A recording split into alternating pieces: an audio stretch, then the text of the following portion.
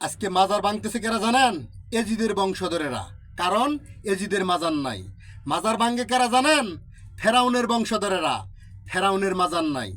মাজার ভাঙ্গে কারা জানেন?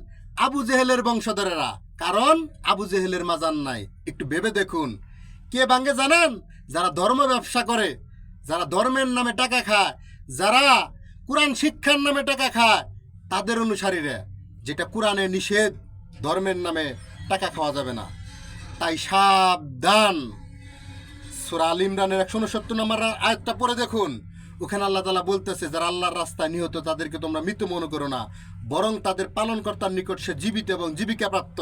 এটা তোমার তথাকথিত শাইখের বেলায় যায় না। কারণ সে জীবিত থাকতে ভিক্ষা করে খায়, ধর্ম বিক্রি করে খায়, কোরআন বিক্রি করে খায়, চামড়ার টাকা সে খায়, তাও তার জীবন চলে না।